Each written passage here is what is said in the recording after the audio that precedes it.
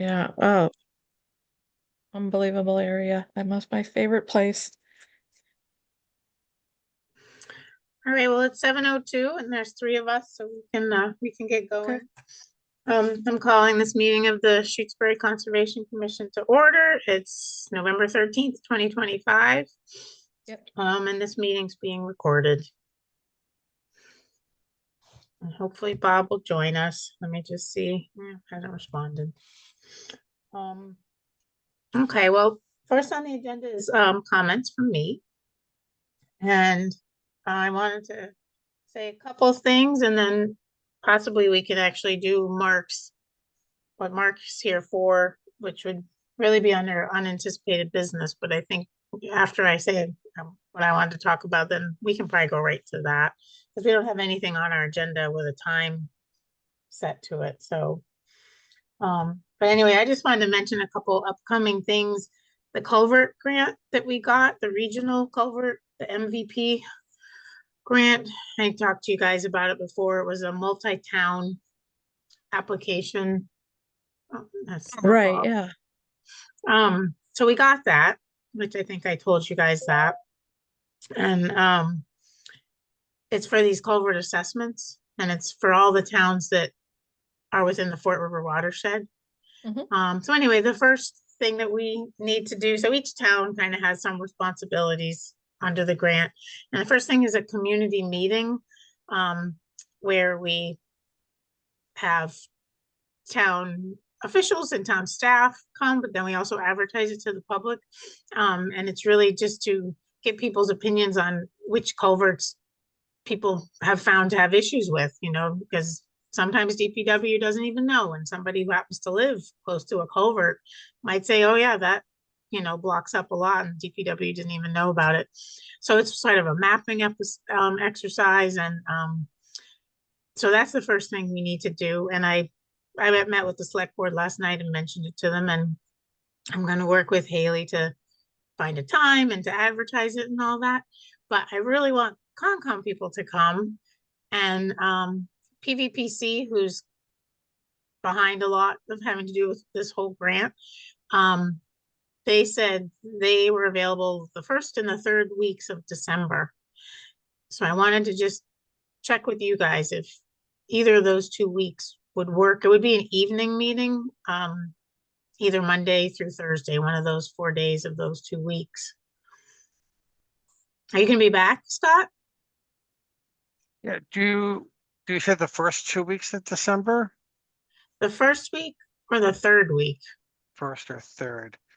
I should be back later in the first week, and and then I think for the third week I gotta check my calendar. But I know I'm around. It's just I think it would be day specific whether or not I had something.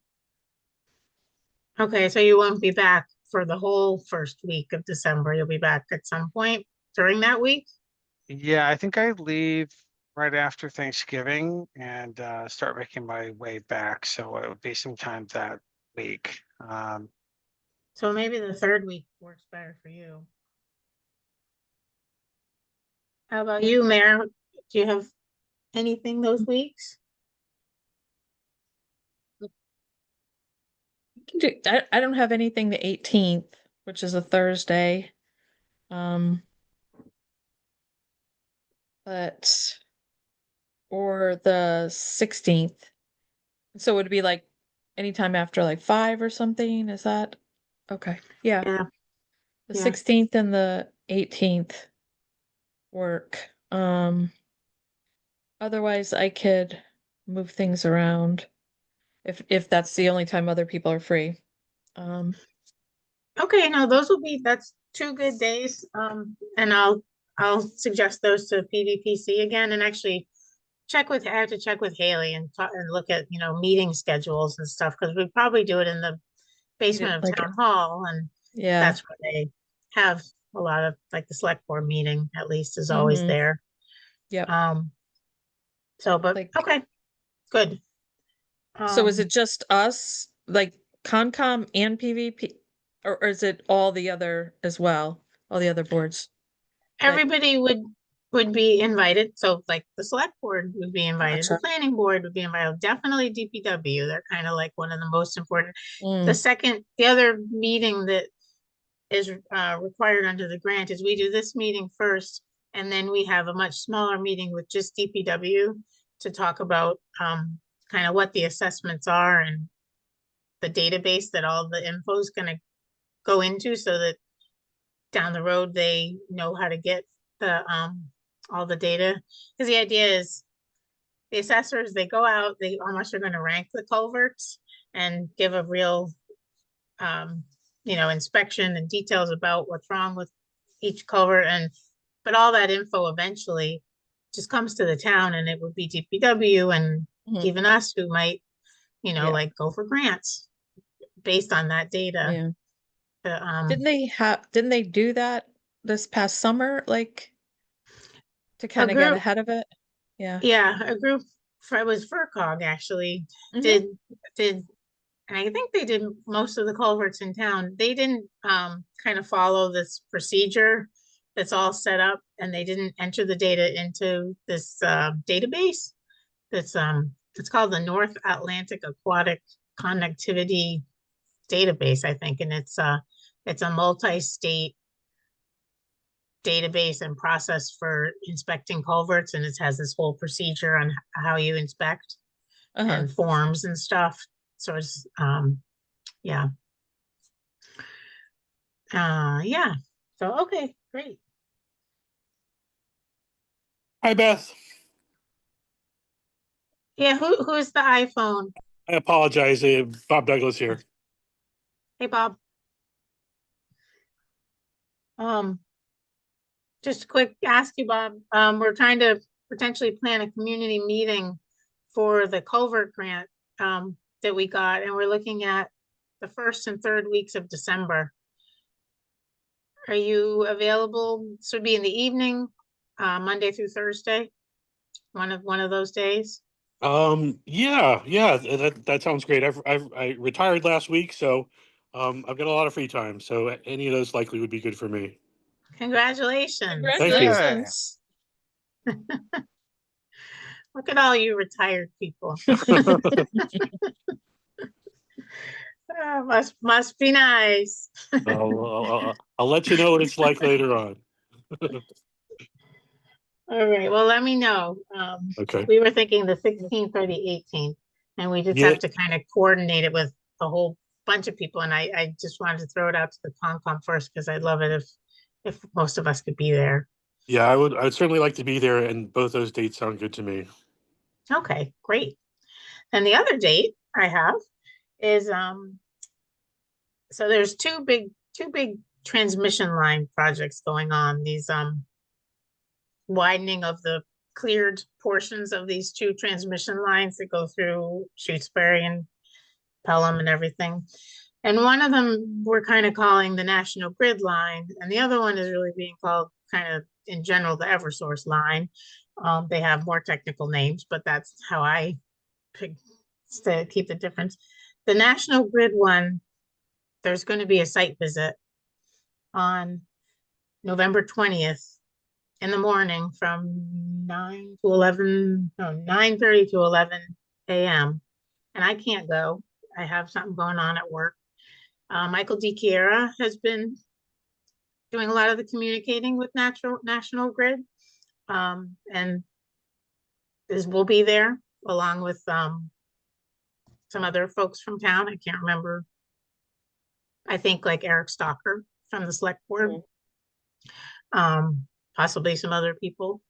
Mhm. And I think, Bob, you had said you might be available. If anybody's available, let me know, because I need to let them know who would come, and it would be great. So both projects had to apply to MEPA, the Massachusetts Environmental Policy Act people, the MEPA program. And the National Grid one is in the process of, they filed their ENF, which is the first step, which is an environmental notification form.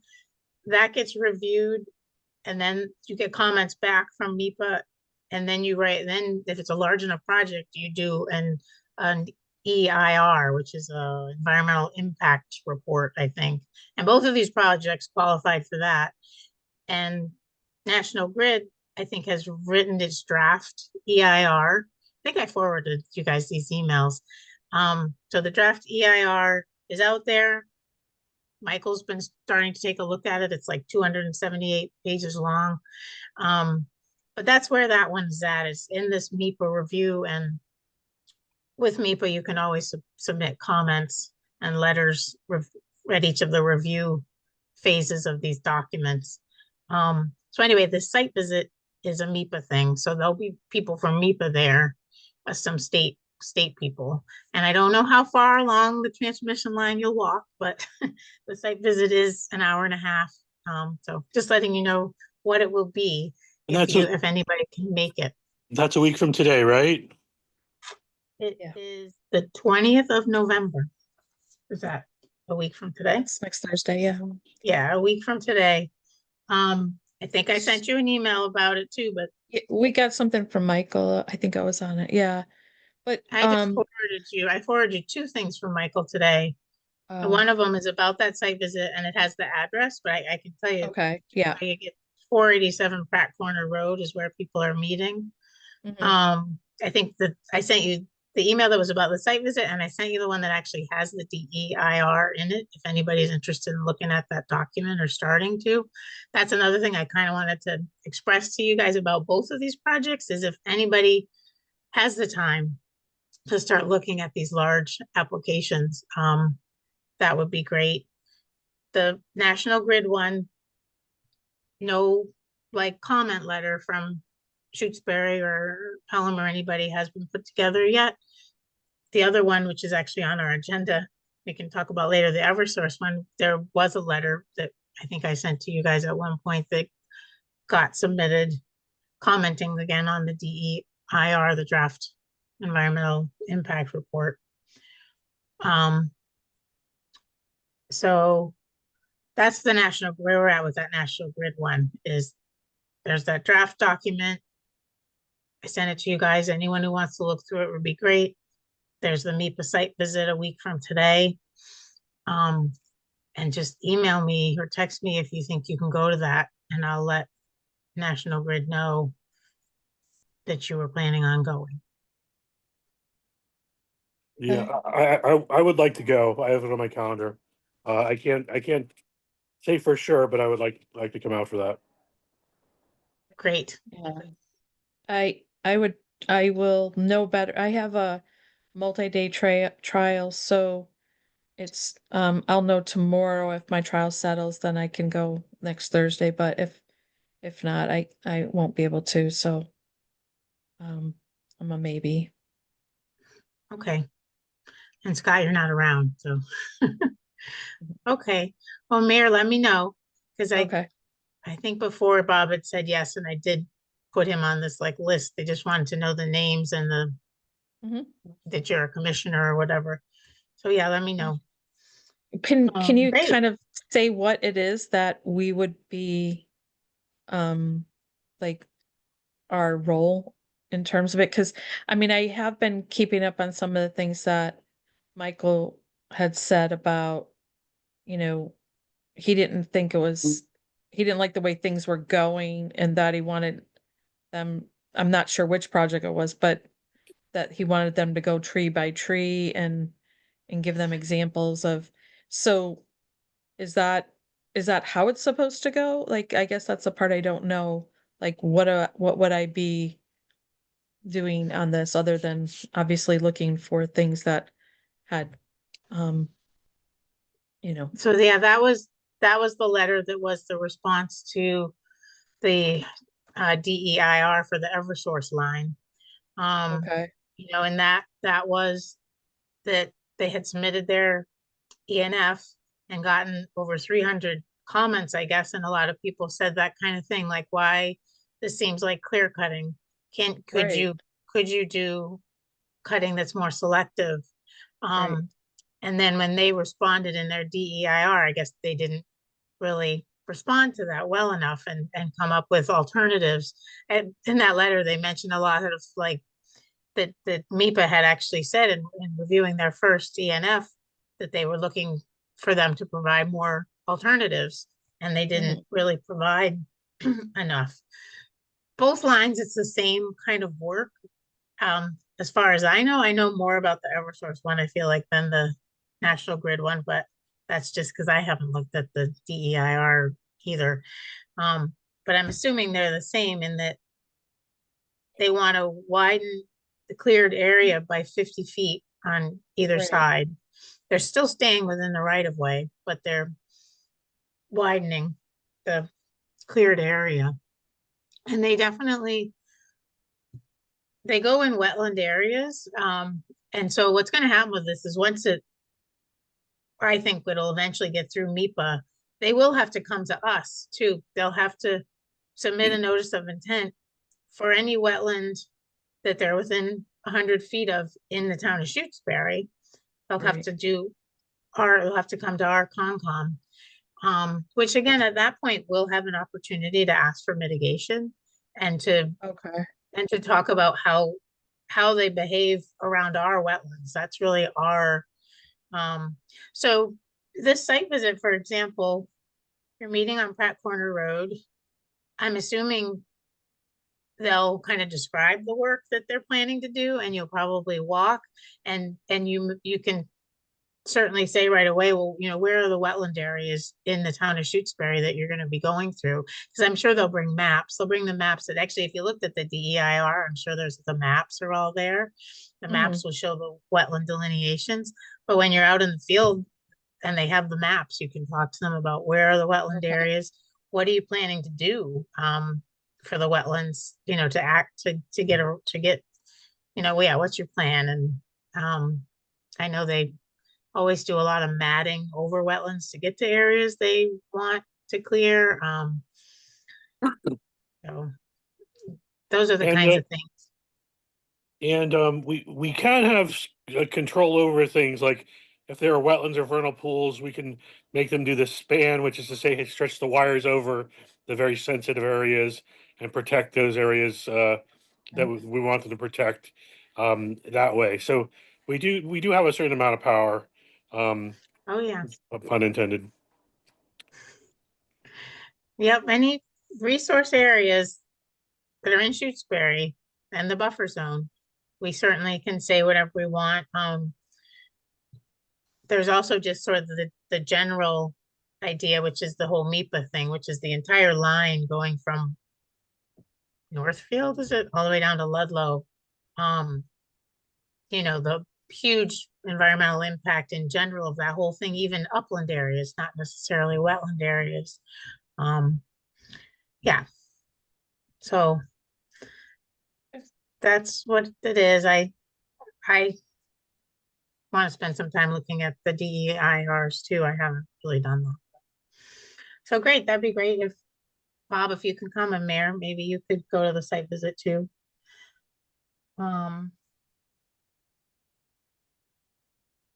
Yeah, I think that's all on that, on the National Grid one that I wanted to say. And we'll talk about the other one, the Eversource one, when we get to it on the agenda. So let's jump to the unanticipated business for Mark, because it's a pretty simple thing. So Mark's the CR has been finalized, which is very exciting. It's been all comments that were provided by the state, we've responded to. We sent back to the state a couple times now, and they finally sent it back ready for signature. So tonight, what we need to do, Mark, did you want to say anything, or should we just? No. Oh, you're muted.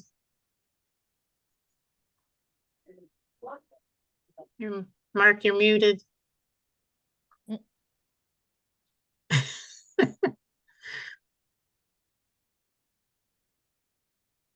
How about that? Yeah, Yes. we can hear you fine. Yes? Hey. No, Yay. nothing to say. No, That's classic. no, I want to thank you all again. It's been a long process, as you well know. I made sort of a joke yesterday to Beth and Don and everybody that it's, we're to the point where it's backslapping and handshaking because we've gotten through all the muck and now we're just finishing it up, which is wonderful. And after this is the anticipated approval tonight, no pressure. And then we go on to the planning board December 8th.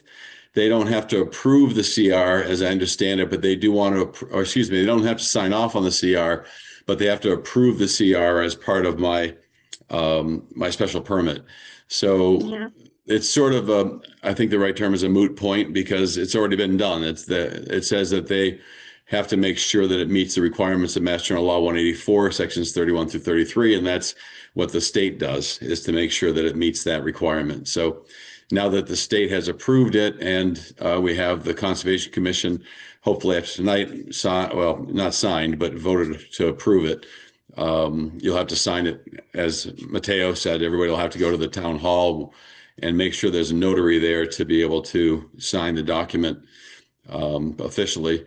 Once that's done, and the select board signed it last night, so we'll be able to ship it down to the state. The two buyers, I'm surprised Miller's not on right now. They're ecstatic. I mean, they've been coming up here for years because they love Shutesbury so much. She has a sister that lives up here. She's been sculpting in an artist studio her sister has for a very long time. Dave, I looked up online, actually, he's a illustrator and writer of children's books, and I guess pretty Wonderful. prolific. So they're looking forward to having this beautiful piece of land. I don't know how many of you actually walked. I can't remember over the years how many I've brought out, but you go back to where the building site is, and it could be the 1600s back there. It's amazing. The only way you would not know, or you would know what year it is the planes going over every once in a while. Other than that, it could be any century. It's wonderful back there. It was hard to pass up and not build, but I'm just getting too old and tired to do another one. So I wish them the best with it. I think they're looking into build, as they call their forever home. I know they've been looking at post and beam, and they've given me a real treat because I get to visit anytime I want during the construction process and not have to be involved. I said, I'm happy to consult, and I'm the cheapest you'll ever find at $0 per hour. I just really love being around it, but not having any responsibility or any economic requirements is going to be real enjoyable. So you're going to have great neighbors. It'll be an expensive home. I mean, the cost to build these days is between $350 and $400 a square foot. Don't get me started, but any house of any size, 2,000 square feet, $800,000, and then you of course get the cost of the land, and you've got the driveway and the infrastructure being the well and the septic system. It's a substantial investment, and Shutesbury can use the economics. I don't believe they have any children, so it's not going to impact the school system. It's just extra money in the tax coffer. So I think it's a win-win for everybody. We get 14 acres of conservation land. We get a house that won't be seen from the road, with people spending a lot of money to live here, and I'm very appreciative of where they live. So I'm very excited for the whole thing, and I'm really happy it went to them. Great. Yeah, I know Nancy, the sister, pretty well, and Yeah. so I'm happy that they're moving here too. It's going to be great, and I'm Yeah. glad that they're the ones getting this really special piece of land. It's very, very cool. I mean, I'm pretty optimistic in life these days, probably because I'm retired. It helps a lot, believe me. I mean, I have to take care of investments, but that's about it. And of course, I have 7 units in Shutesbury still, but I'm going to hold on to those. But yeah, I think it's a really positive sort of thing. It just feels great. It's funny how sometimes, there was a game years ago. I'm not a video game person, but there was a game years ago where you filled the holes in, the blanks in, and it feels like that now. Tetris? Yes, that's what it was. It's Tetris. Yeah. It just feels like this is dropping into place perfectly. So very excited. Good. We are too. Congratulations. And it's all Thank you. working out. Yeah, congratulations. And thanks for Thanks. working with us and the whole process. And It vice was- versa. It's been a wonderful long process. process. And you guys put a lot of time, and I always say this every meeting, but it's true. You guys put a lot of time in for free and volunteering your time. I don't think I could do it. I'm just really impressed by what you guys do. And I'm glad we were able to work together, and I'm glad you guys are going to be the holder of the CR. And I'm glad I was able to come up with $7,500. You know, I'm in a place in life where I can do that, and that allows you guys to have the money to be able to make the interest, to be able to do the reviews of the land if you so desire to pay somebody to do it. But maybe you're going to accumulate that money for a few years and do it yourself, and then eventually, you know, as time goes on, maybe have people going out there for you. So it'll be fun to see. Great. Well, thank you. Thank you all for everything you've done with it. Thanks. And so let's vote on it. So I need a motion to accept the conservation restriction for, is the address 101 Leverett Road, or is it lot It- 101? No, Okay. it's 101. We got an address. Yeah. Okay, so vote to accept the CR conservation restriction for 101 Leverett Road. So moved. I'll second. All right, roll call, Con, Aye. Fox, Aye. Douglas, Aye. and Wilson. Aye.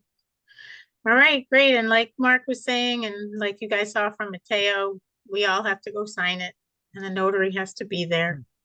So, I think Mateo, did he send the hours that Leslie's there? I saw his email with a little description of how everybody can get up there and get it signed. Let me see.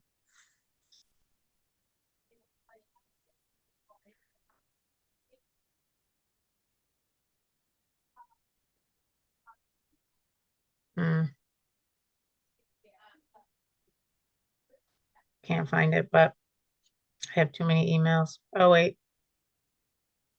Here it is. She is in on Mondays and Tuesdays from 11 to 3 and Wednesdays from 10 to 12. Or you can try to reach her and set up a separate time so that she might be able to come in. But so, and the document will be in the conservation mailbox there in Town Hall. And we should all sign it. Days on Tuesdays and Alright. Thursdays? What time, I mean? Mondays and Tuesdays, 11 to 3, Okay, and Wednesdays, 10 to 12. okay. All right, so we'll get that signed for you, Mark. And Great. and I'm sure Mateo will keep you in the loop as to all the signatures and you know, the final document will get sent around. Great. And as soon as all the signatures on it, then I'll bring it over to the planning board or send it over to the planning board so they can review it before their December 8th meeting. And we should be in good shape. A side note, I put the sale pending on the real estate sign in front of the lot this morning, and that made David and Miller much relieved. Yay. Oh, I bet. Yeah, I told them they're all set, but you know, it makes them feel better. So Yeah. thanks again, everybody. I really appreciate it. Thank you, All Mark. right, good luck on the 8th. Thank you. Have a good night. All right, good night. All right. Can I just when you, since we're unanticipated business, can I just like throw something out just to kind of get on everybody's radar? Mhm. I went down and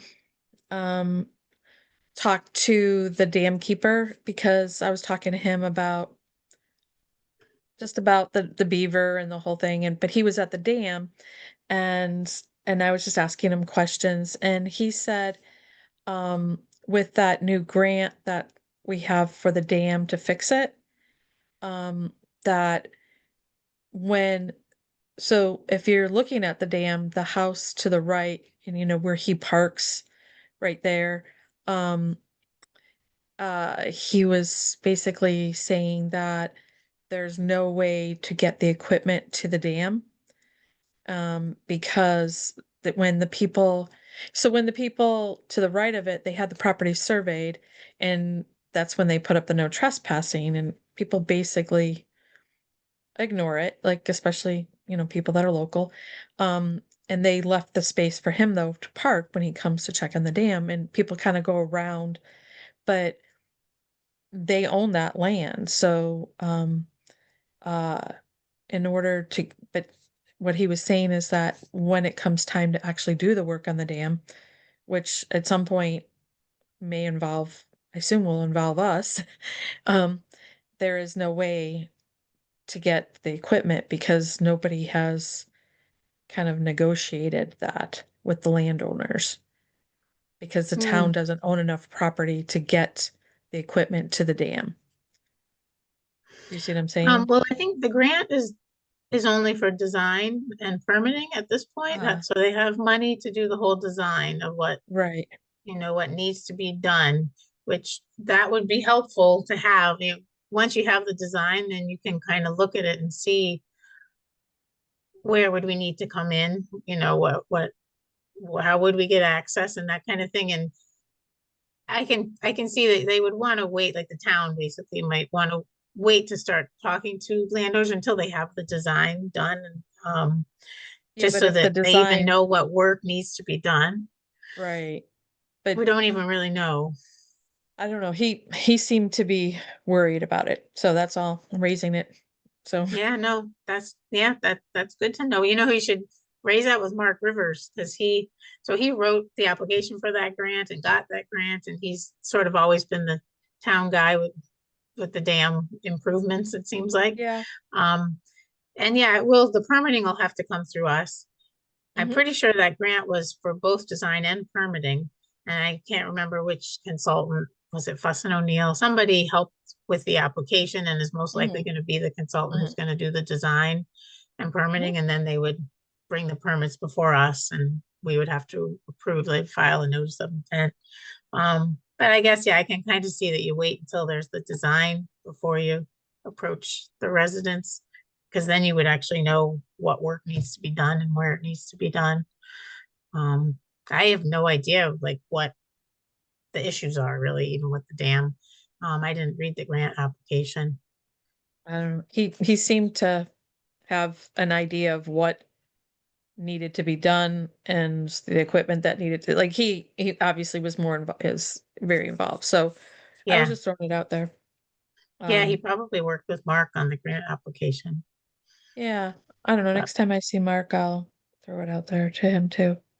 But yeah, no, that's good to think ahead, that's for sure. And Mhm.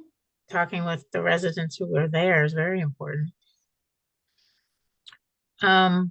Okay. Next on our agenda is review and vote on the minutes of October 23rd.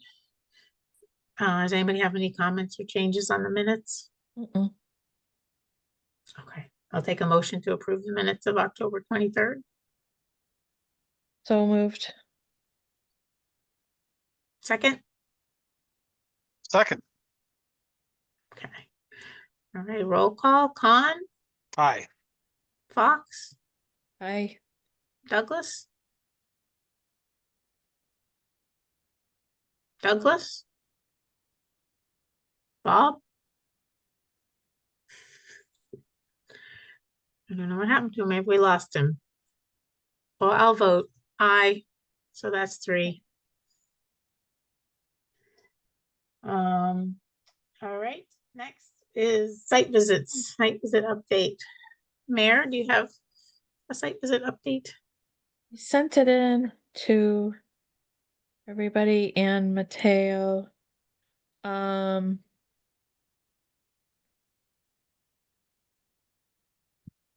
yeah, at 5:50. Is Mateo's, oh, Mateo's not here, huh? No, he's not here. Oh, okay. So, well, we went on a site visit, Beth and I, on Monday, and looked at the different catch base. I always forget which to call it. Is it retention pond, catch basin? Is it all kind of the same thing, or is it a Those specific are those are detention basins. retention basins? Okay. Um, I so we looked at the different retention basins um and saw some erosion that they had put down instead of putting down or they had put down some seed but it's a little late for seed, as Beth said. And that, you know, there was some erosion with the retention basin that was to the, I don't know, I think maybe to the north or the west of, I'm trying to, the closest, the one that faces towards Leverett Road, and Beth suggested erosion measures.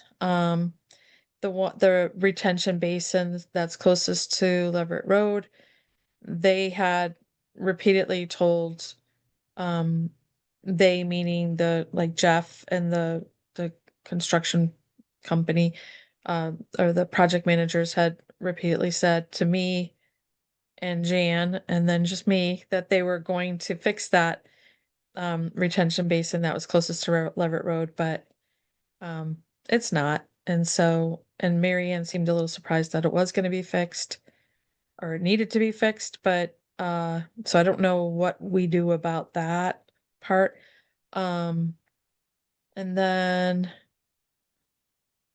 yeah, and then they finished the retention basin that's directly behind the library.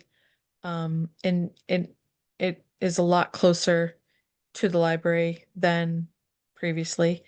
Um, and they had put plantings in, and I didn't put this in the notes, but it was just discussed that the plantings, you know, that we'll see in the spring, whether whether they're okay.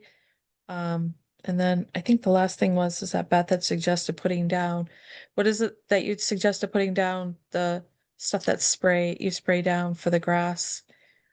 Or- Yeah, well, hydro seed, but then also I think I said some matting, which is the actual, webbed mesh matting that Okay. you can put over the seeds. So yeah, they had seeded a lot, and we'll see if those seeds take or not. And then just that area that had eroded into that one basin that they are going to build back up and re-loam and seed. I suggested that's where they definitely put some matting so that it doesn't Mhm. erode back Yeah. down again. Yeah, and that was in the second photo where that had kind of eroded into the retention basin. Yeah. And that was it. Does that summarize it? Yeah, I think, Okay. yeah, that was good. That Okay. third basin definitely needs, and I think Mary Ann agreed that, they need to do some, elevation measurements because it seems like it filled in a bit and it's the last basin, so the water, will eventually make its way there, and then it's supposed to just kind of overflow at the end of it and go out into the field. If you ever get enough water to make it through all the basins like that. But at this point, the water is just sort of collecting at the one end where the outlets are, because the rest of it had gotten filled in enough. So I think the last thing that Mary Ann and I were like is they need to do some surveying to make sure that Mhm, you have a grade there so the water will flow in that direction, mhm, because right now it doesn't look like there's a real grade. So mhm. Yeah.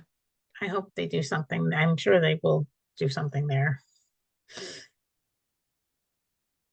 Um, all right. No other site visits, right? Not that I've been on, no. I don't think I have either. All right. Next is land management. And Scott, I don't know if you want to wait to talk about the bid and everything for Southbrook until we get down to that on the agenda, or you can talk about it now if you want. Whatever you would like. Yeah, let's just talk about it now. Okay, This meeting, we're kind of doing things completely out of order, but it's okay because they don't that's have any okay. time set. Yeah. Let's see, well, do you want me to give a quick update on some of the CR monitoring that's been done as well? Yeah. Yeah. Why don't you Um, do that first?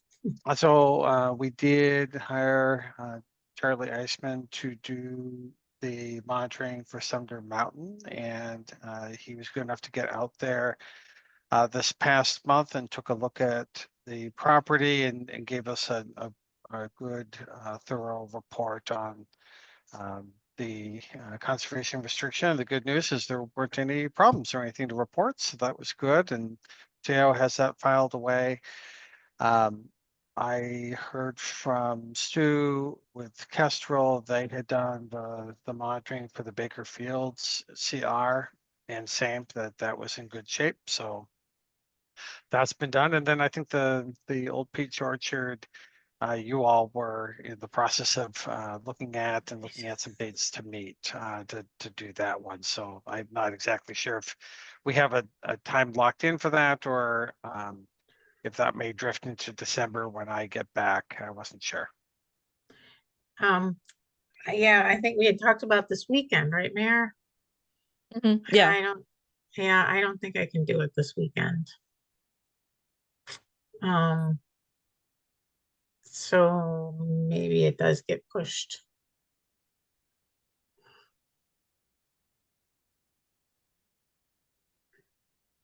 Hmm.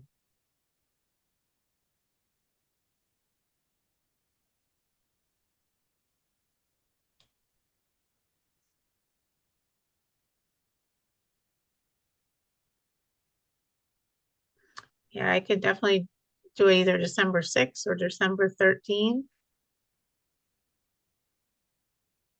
I could do the 6th. Any chance you could do it on a Sunday? Actually, I'm leaving. I might be able to do it like midday on the 6th. I think I'm leaving that week of the 8th. I'm going to be doing a little hunting that week. The 7th is my daughter's birthday, so I don't want to do it on the 7th, but if you could do it late on the 6th, that's fine, and I could do it on, Yeah, we could do it on the, Yeah. we could, I think that works. I have to pick my wife up at the airport too, so maybe midday-ish could work. I think that would work for me. what if that about the works for you. 13th? Is that, I can't do the 13th. oh, you can't do the 13th, okay. I could do the 14th. Well, the 14th is our next Rec Department Conservation Commission hike. It's already on the calendar for that day. We did one and we're gonna try to do them every now and then. Oh, do you want to walk there?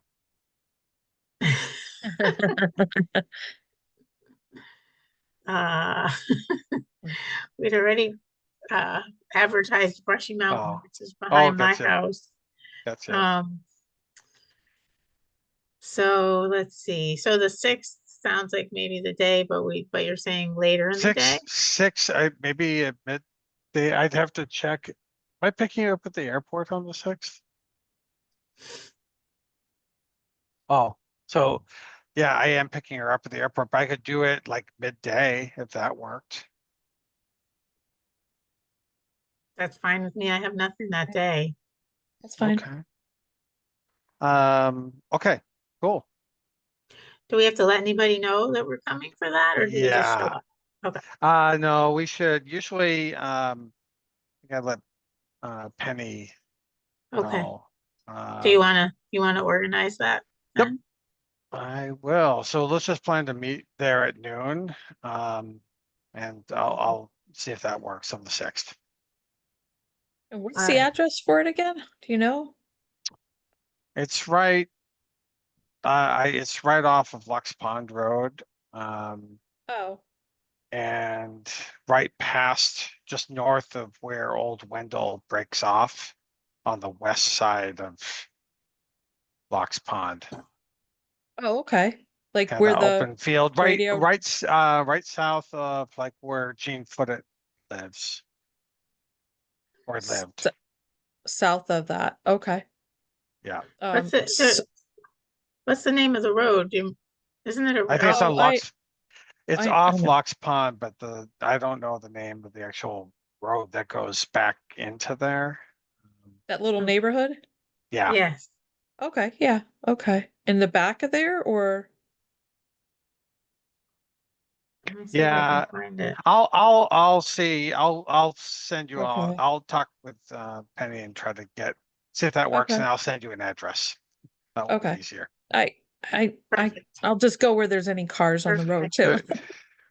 Rather than give you these cryptic directions of it's kind of That's past fine. there where these people used to live. I know the neighborhood, yeah, but yeah, no, okay, that's fine. Okay. Perfect. That sounds All good. right. Thank you. That's awesome. I think that's kind of the end of report for conservation restriction monitoring. And then the other issue may be bridging to the bidding form for Southbrook. So this is something Mateo really did the lion's share of the work on this. So hats off to him for taking the bull by the horns and working with Haley and others. They drafted a bid request to go out, and I'll see if I can. I don't know if I can share, Let's see. or you could share it. Beth, if easier. I'm not sure. I Let haven't me done a s- lot of Zoom sharing, so I'm sure I'm terrible at it. God, I was able to go through like the terms of the bid, which is to say what constitutes a bid and all the different contingencies that take place. Granted, I was just working off of my phone. I I didn't really find the ask of what the project is itself, the meat of it. I was wondering if you could cover that. Yeah, well, let's go through that. I just allowed you to share, but I can also bring it up if you want me to. Let's see. Um, oh no, All right, let's see. I share my screen. Can you see? Let's see, it's not that though. But I think.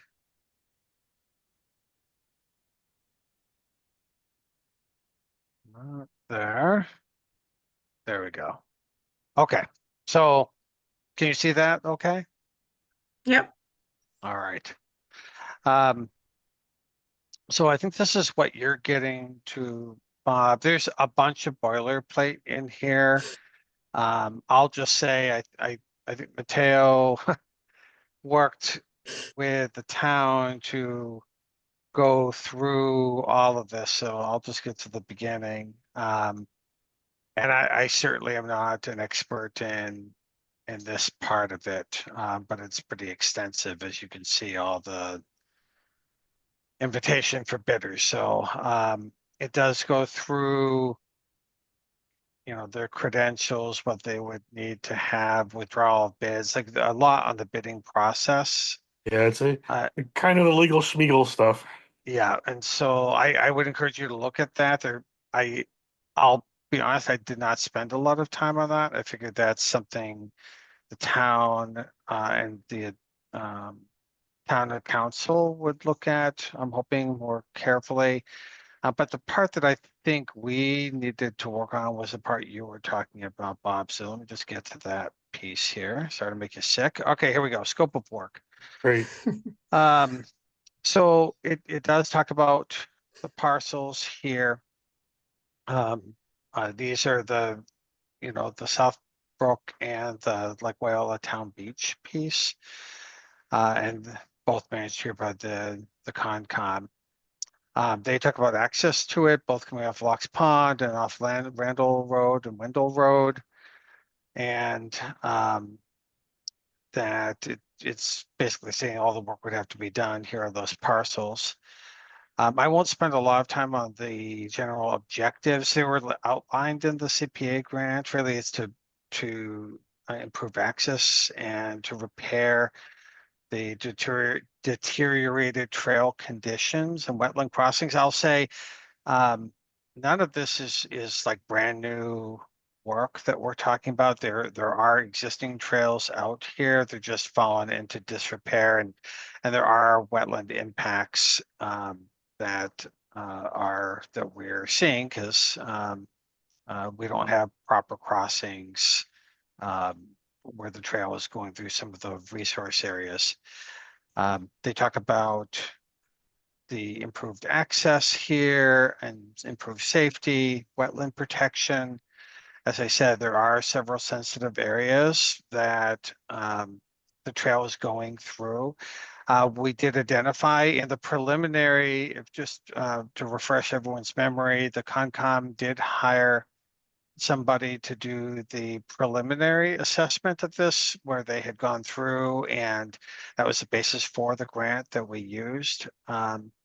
And they identified places where there would need to be maybe some bog bridging, maybe some areas where we would want to reroute the trails that are there, certainly a lot of blazing and other general trail improvements. And so those are outlined here.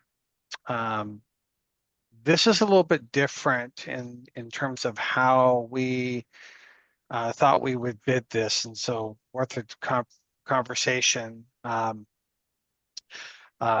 We had this as a design build project because we don't, we have this preliminary assessment that was done, and it definitely shows the locations where there would have to be different trail elements that would be included, but it wasn't a design. They didn't go through and say bog bridging of this many feet in this exact location to this spec. And so that's work that still needs to be done. And so how we thought we would bid this is both a design build. The design phase would be through the period of spring, May 1st of 26. And then there would be a build phase that would conclude by the beginning of December, about a year from now. The design phase would take this preliminary trail improvement that had been outlined in the grant, and then make sure that it aligns with DCR standards, and that they would do both this field assessment of the existing trail conditions. They'd have a preliminary trail design that would show where there would need to be reroutes, show bog bridges, locations, recommendations and materials and construction methods, really everything that we would need to do for permitting, and that they would coordinate with us to review that preliminary design, incorporate our feedback, and then submit these to the commission by May 1st for our formal review and approval, and then support the wetland delineation efforts that we would need to do that we outlined as kind of our match share in the grant. And so that would all take place. If it were approved, then we would move on to the build phase, where they would take these the approved designs and then go through the process of the various improvements here. They provide the trail blaze markers, the trail reroute, trail structures, do the construction piece, erosion controls and site stabilization, and then finally any restoration. So kind of the overview here, that they would do the preliminary site design, that they would have that done by May, that we would then do our design review and the wetland delineation and approvals here in the spring, summer of 26. They would then begin the build phase.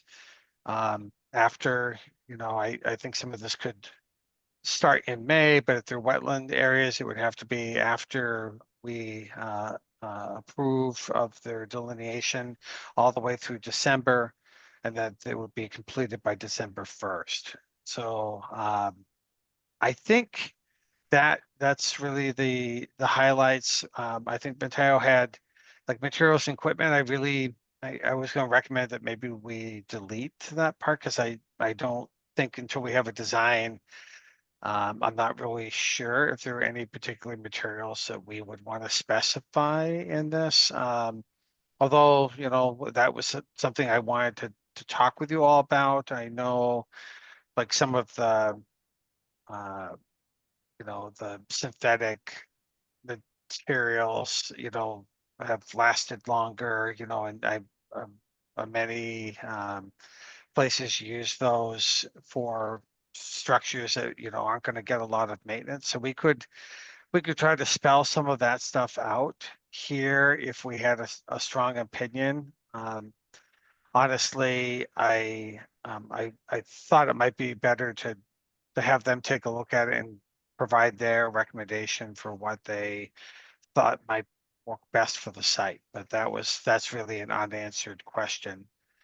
I think the rest of this is all pretty much boilerplate for, you know, cleanup and site conditions, safety. So I'm gonna stop there and see, Beth, if you had anything more to add, or if the commissioner had any questions on any part of this. I think it looks really great. I like how you guys, you know, we changed it a bit to have it really fit with the design build approach, because I think that's what we had talked about, and that's what the CPA grant is for.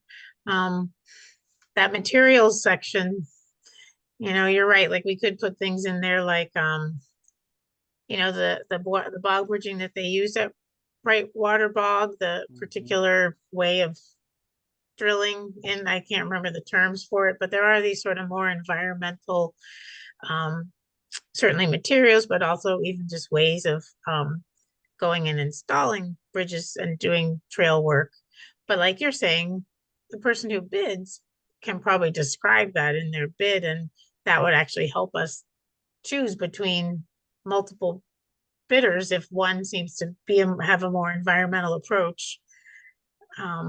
So you're right. I'm not sure we want to spell it out, unless we just want to say something like, you know, we're looking for equipment that is the least damaging to a very natural area with lots of resource areas.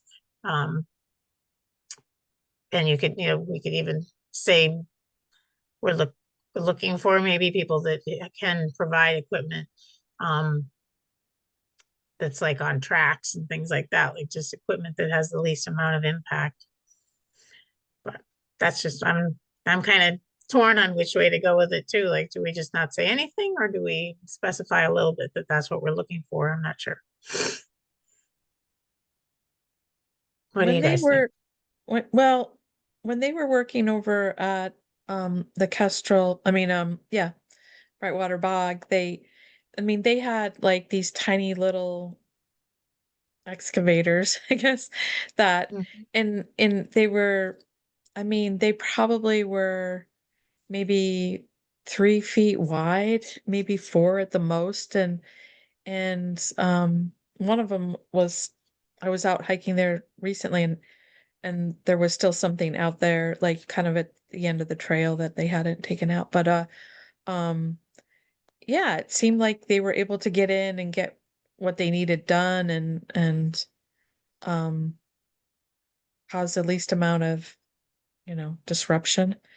But uh, yeah, so that I think it'd be good to Yeah, specify what they can and can't put in there.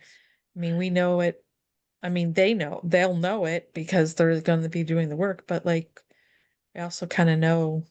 But I guess just to back into the whole thing is like, would there would there be different entry points that they would be doing the work from? Like, where would they be doing the work from? I guess that also affects like what equipment they would be using. So, like, would they?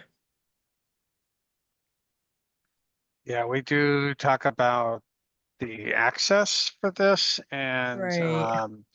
you know, there are several places they could go in, and I think, Yeah. you know, some of this, I'm Yeah. just same as you, Mayor, like I think parts of this trail network are pretty big and can be driven on, and they're not as sensitive. And then there are Right. a few places, it's a little different than Brightwater Bog, which is going across a pretty sensitive bog habitat. Right. This is, you know, a lot of I would say the majority of it is all upland, and most of it's not going to be in a resource area. Right. But there are places that we want focused on that are in resource Mm. areas where they have something there. A lot of times it's like rocks pushed into the wetland that people have been stepping on. So yeah, I don't And- know. It could be, and- I'm not and sure so, what like, they're going to use. yeah, because like, because I was over there at the Kestrel, and you can go all the way to the edge of the pond there pretty much, and without hitting something over there, on that end, like the ends that kind of just goes down somebody's driveway. I forget the woman's driveway. And then, but the other end that goes off the Yeah. parking lot, that I was, think it's off Essex. yeah, that was a little trickier. But this, like, you don't know whether they're going to be coming with a crew. Like that was kind of like one person or two people working over Kestrel Lake, and just kind of as they got to it. But like if they're getting this work done in a short time frame, like maybe it's best to be like they're gonna have their own trucks to get there. Like where are these people gonna park? Like if they're not parking down at the boat, Randall Road, like where would they be parking? There's not really a place to, so just throwing that out there because you don't know. I don't know how many people they're going to be bringing in to do all this. So, Yeah, I think, these are the different places where there are, access to get in, although you do, it's an important point that I think we're gonna have to circle around to, and that the access off of Wendell Road onto there is actually, there's a chunk of private property that the trail goes through. right. And I think that is something we're gonna need to have a conversation with. Like, Right. I don't think there's a lot of this work planned on that private property. But for access and get in there to do the work on the rest of it, I think we'd have to talk. There are other ways in there, I think, off of Flux Pond, but that's the most direct way, and that's the way the snowmobiles go in and out. Right. Right. Yeah. Yeah, that is private land. Quiet zone. That would be a discussion. But I feel like the different areas along the trail where work is proposed, I feel like they would want to be accessing from different, whichever section of the trail Right. they're working on, they may want to come in off of Wendell Road because it's much closer than Right. going the whole other way. So we'll probably have to talk to that homeowner Yep. and see if it's Right. all right Yep. through there, but Yeah. And is I- somebody going to ever take those shingles on? shingles. You know what I'm talking about, right? The Where are the shingles. shingles? The shingles are like, so when you get to just about Lox Pond, I mean, Wendell, and it's right at the curve there, like there somebody like probably about 10 or 15 years ago backed up and just dumped all these shingles there, and it's kind of been covered over a little bit, but there's like, I don't know, it's probably like this deep like of shingles that are still there. Well, if it's on our land and not on the private land, we'll have a work day. We should plan a work day to get rid of all the shingles. I don't, I don't know, like right where that entry is, right on the road, whether that's private or whether, like, I don't know where the private part private. starts. Yeah, There's so, a chunk right there, right off at the curve. yeah, That's all exactly. private. Where it says, Uh, no, quiet area or Yep. something. Yeah, Yep. that's right where the shingles are, right in that vicinity, so, Yeah, that's yeah. private. Well, I'm sure they probably would love it if we would say, hey, Yeah. we're the Conservation Commission. We'd like to come and get rid of your shingles. They probably love it. We do have some things that we said we would do as part of our match, and part of it, like, I think here we talk about they're gonna provide the blazing, but I think we said we would give some time and help to blazing and covering some of the old blazes. Repainting the bridge, I think was one of the bridges that has all the graffiti on it. So I think those are two things that we had Oh, put up right. as match for our Conservation Commission workday. Sure. Great, Okay. that'll be fun. I look forward to doing that match. Yeah. All No, right, well, I that is- think it looks really good. Oh, Bob, do you have comments? I just want to say that it's just a magnificent conservation area, so and some of the bridges have started to age, so I think this is a great project. Okay. Yeah, it is. It's wonderful. Great job. My one thought is just I just put a bid document together today at work that's much more straightforward, but the bid page where you have everything listed. Um, this part, or, No, there's like the page where the people would put their costing. oh, here? That, yeah. Are we gonna fill in? I mean, typically we would fill in sort of the description, so there'd be the different items, and then they would put a cost towards each item, like maybe design is one line item, and they put a cost towards it. And so I'm wondering if we thought at all about how to fill that in. Oh, Um, I thought that they would fill this out. The only problem with that is if you get multiple bidders, you want to be able to compare them. So you want to have the same items with the different companies' bids per item so that you can compare them. Because if you gave it to them and let them fill that all in, you could get three totally different bids that just are hard to compare. That, I suppose you could do it that way, but I feel like it might be challenging, but. Do you think, Beth, then, um, is it? I'm trying to, are these like these deliverables? Are these the right bid items then? Or, but it seems like they would, they'd probably want to break this down further, right? Yeah, I had a think thought that to that. I think that's a start. And like you said, maybe we can break it down a little bit more into specific things. And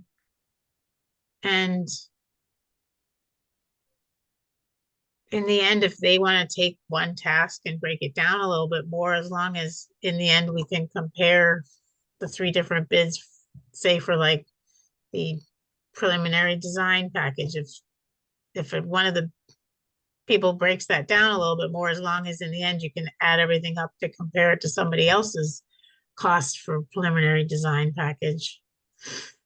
Yeah, so I think it's this, and I think it would be, I mean, it's really the design and then the build, right? I mean, those are the two major elements, but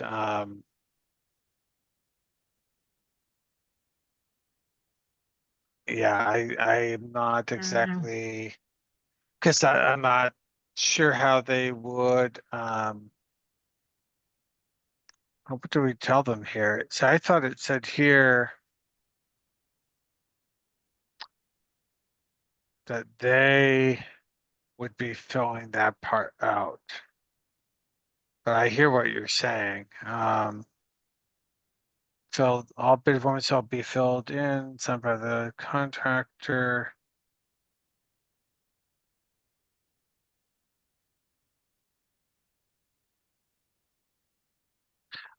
I mean, I like the idea of trying to compare apples to apples. Ultimately, the total price would be the same. I mean, that's comparable because it's design build. Yeah, But I hear what you're saying. Maybe it's something we could talk with Mateo about, like if there's a clever way of taking those deliverables and putting it into this bid form. Yeah, I don't know. It's just a thought. Yeah, You could leave it up to them. It might just end up making it a little more difficult to compare the Yeah. different bids, but anyway, besides that, I think it looks really good. do we need, what's our next step? It seems like, I think Donna needs to look at this, if she hasn't already. And maybe this, the question on, it seems like, I could add, I'll send Mateo some language around like the sensitivity of the site, like that, like we want to use the equipment that would be the least damaging, the safeguard wetland resources or something to that effect. We can ask about this and then it goes to, I'm guessing they would need to take it to Donna and Haley to have them look at it. Yeah, I don't know if the town always has Donna review bids for municipal work. But that would definitely, be a question for Haley if Donna should review it. And then I do feel like Haley and whoever else kind of in town hall who looks at procurement stuff should do a good review. I feel like Mateo really reached out to Haley and the town and the select board and everybody about how to put this thing together, and that's how he kind of came up with it. So he did a great job, and yeah, I mean, I think a few more people need to look at it, but I think they kind of based it on what they thought would be a good Okay, bid document. yeah, So basically, I don't really know who else has to look at it, but okay. is it really, how does the town, procure things? I haven't really done that with Shutesbury. But it's definitely close. It's almost ready to be bid. And Do then we I need wonder to, who does the bidding, like who's gonna post it and all that. yeah, Mateo is figuring all this stuff out. He's pretty good at figuring out all these things, so. he did a great job pulling it all together. So, the lion's share of the work was all done by him. So very appreciative. Yeah. Yeah, and I Is, know he has the legal ad written up also, which is something that has to happen. So I think he has a grasp on kind of what has to happen. what the bidding involves, because Okay. he knows it needs a legal ad, and I don't know which, there's certainly some work, depending on what it is, has to be posted in certain places across, legally. Yeah, And he will figure that out. okay. Is there anything we have to do to approve this, Beth, or is it just, we just want to the conversation around it, or on our end? Yeah, I don't think we need to necessarily vote. I think it was more a conversation to get everybody's input into it, because it's really not even final yet. It sounds like we might change it a little bit. I'm not sure there's really needing a vote for us to say we're gonna issue it, because we've been planning to do that since we got the CPA grant. Okay, sounds good. We're good. I think that's Okay. all I had. So end of report. Thank you. Great, thank you. Great. Thank you, Scott. Yep. Thank you.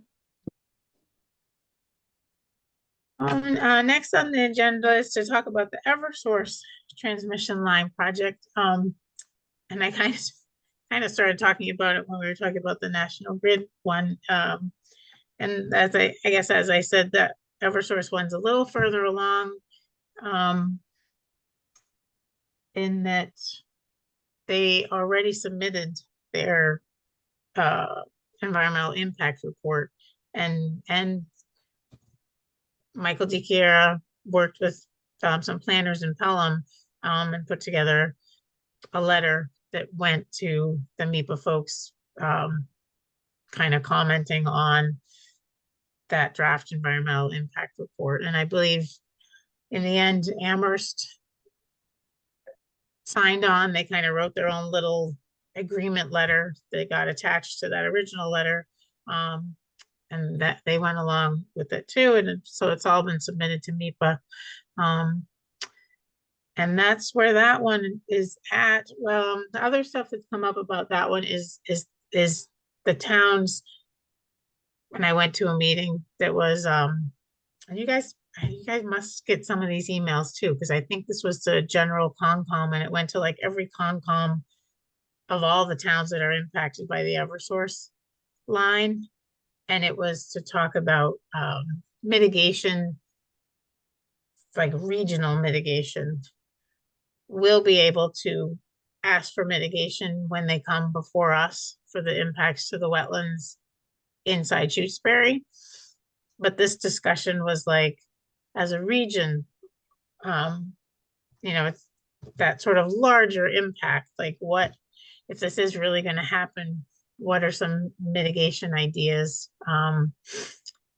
that we could propose to Eversource that's sort of coming from all the towns together. And it was an interesting meeting. It's, some of the ideas that people came up with was at all the road crossings, we could do some kind of like wildlife crossing for every single road that this transmission line crosses.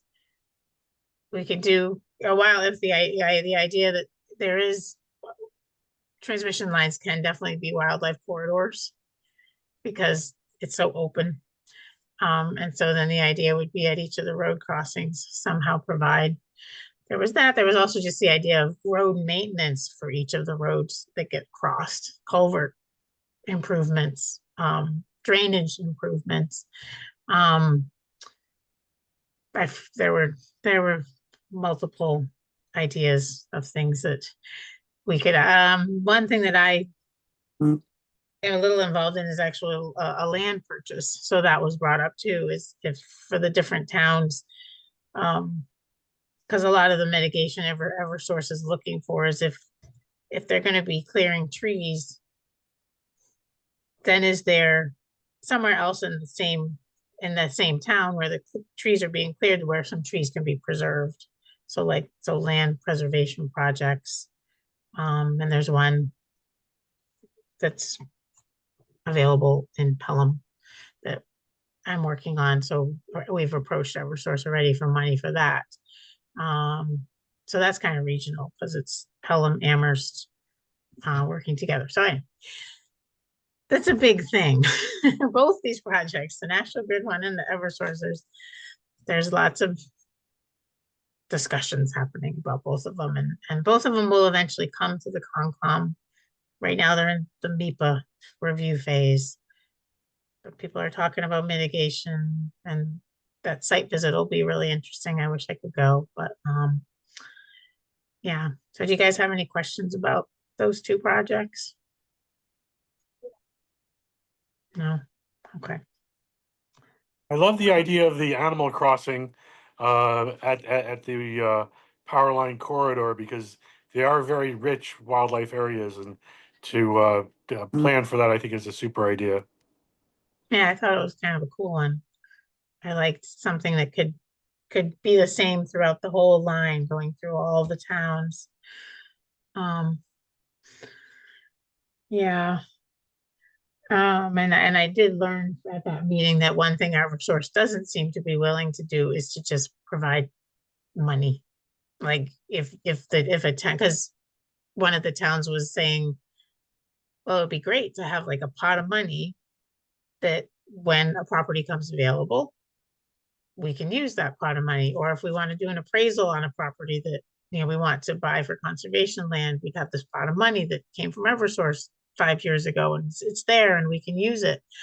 And that was something they were not willing to do, because they need to track a little bit better than that what is actual mitigation, and that is for projects that they don't even know about yet. It's like you've got money that you might use for something 5 years from now, and they needed it to be an actual project that they can track.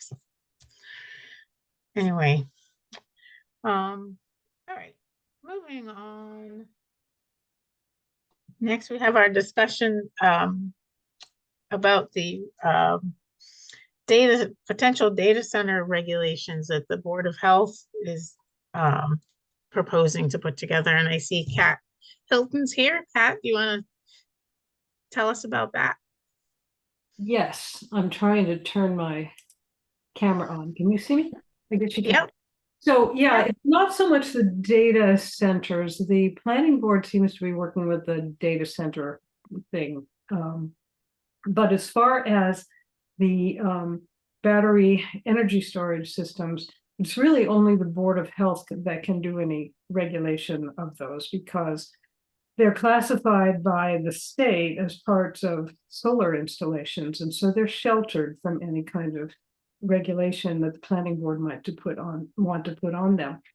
Our thinking, and it's still a little bit early, but our thinking right now is that we would want to regulate these in 4 aspects: their location, their size, their water use, and the use of materials, specifically the kinds of batteries that they are allowed to use. We want to have the less flammable batteries used, not the plain lithium ion. There are some that are not such a fire risk. We also want to have basically closed loop or some other kind of cooling, so they won't be constantly drawing groundwater to cool the operation. We want them to be fairly small. And we want to keep them away from what I'm thinking right now, and we haven't really talked about this in the Board of Health, is restricting them from the zoning districts of Lake Wyola, Town Center, and Forest Conservation. And also, I don't know if this is necessary, but I think we should probably do it from parcel N88, which is about 2,500 acres, and it is the parcel that is owned by DCR as watershed protection for the Quabbin. So uphill of Route 202 there. So that's our thinking, and we would just like to know what your concerns are as the Conservation Commission, if you have any particular requests or concerns or things that we should be thinking about with respect to you guys.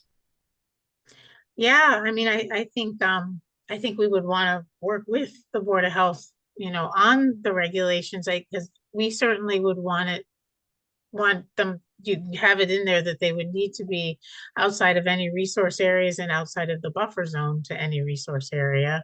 So that would be one thing. There's all the parts of Shutesbury that are also part of Amherst's drinking water watershed for the Atkins Reservoir. It's sort of a lot of the southern end of Shutesbury, really down by Atkins Reservoir, but it's all mapped as watershed for that reservoir. Those are 2 things that come right to my mind as what would be something the Conservation Commission would be concerned about. I think I'd also be interested in containment. Have you guys talked at all or thought about, these battery storage being built on concrete and having, walls to them almost to contain any kind of spill, or if there is a fire and they're spraying it, you want the drainage to be contained in something. I just have heard of that before with the battery storage. We'll look into that. Yeah, so those are my main things. Can you send us something about the Amherst watershed part that you were just talking about, a map or something that we can consult? Yes, Okay. definitely. That would be good. Okay. And do you want like any language about resource areas and things that the Concom, that we protect the wetland areas and the buffer zones? Yeah, some language would be good. If it just, I don't know if you probably have some stuff already written, and if you can send that to us, that would be helpful. Sure. And I mean, I think I'd be willing, to come to any meetings when you guys are talking about the regulations, and or also, just review those sections that have to do with keeping things out of environmentally sensitive areas. We'd be happy to review those and stuff. So. That would be great. We would want to send that stuff to you for your review, for sure. Okay. the timeline that we are imagining, we'd like to have this done before town meeting and ideally before beginning of March when some other regulations are coming online. So we're thinking that we would like to get it so that we can have a public hearing in late winter. Okay, Ambitious, but we're gonna try. that is ambitious. We'll see. There are some models out there. Wendell has a reg. There are some draft reg, model regs coming from Massachusetts Association of Health Boards and so on. So we don't have to reinvent that wheel entirely. Yeah, I would think. Yeah, I wonder if any towns around here have already tackled the battery storage. Well, Wendell Um, has, but it seemed, and we can use a lot of the language that they used, but it also seemed to me that they didn't quite get into the details of it enough. I don't think that they specified that this has to be in the small to medium size and not any large size installations. They didn't really talk about closed loop cooling and so on. And I think we want to be a little bit more specific. Okay, well, I would guess even that one would have a section sort of on environmentally sensitive areas, staying away from those, but, Yeah. okay. You guys have any comments? No. Bob here, I just was curious, the Wendell bylaw, is that something that got cleared by the Attorney General as far as a bylaw change? It's not a bylaw, Bob. It's a Board of Health regulation. Okay, And I don't know if it has been reviewed or not. all right, thank you very much. So these are battery storages that it's sort of a requirement. It is a requirement now with solar fields that you have your battery storage right with your field. Right. Yeah, Right, or they could be sort of freestanding, but either way, whether they are associated with a solar field or not, they're considered solar installations for the purposes of the state's yeah.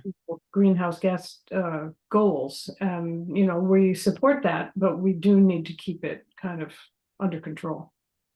Yeah, well, and so the Wetlands Protection Act now has some exemptions for solar, solar projects in general.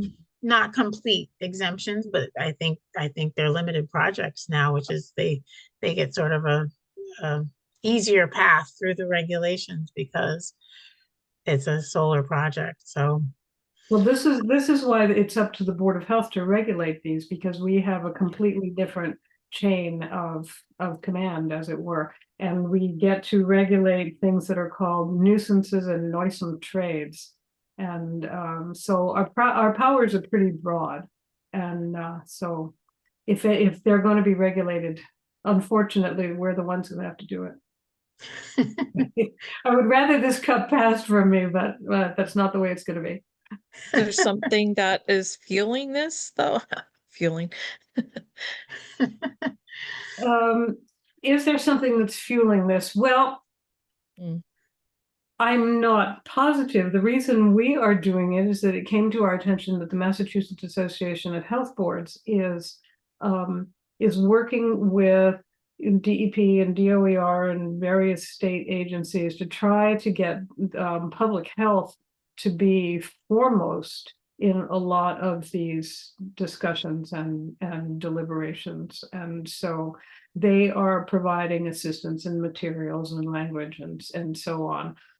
To be honest, I had no idea that it was going on, and I heard about it through a third party, and we got somebody to come from MAHB to our meeting and sort of get us started on this plan. I like it. I like it just because of what I've seen being changed by the state to allow, these solar things and other energy kind of things of the exemptions that they're giving through things like the Wetlands Protection Act. And so I like that the Board of Health can't have that power taken away, and that's great. Right, we'll see if it flies, but we'll do the best we can and see what happens. So I'll Good. look forward to getting some language and some maps from you, and you can look forward to getting some drafts of language from us. That sounds great. Okay, All right. Well, thanks for coming. And we'll, okay, thank you. all right. Have a good night. You too, good night.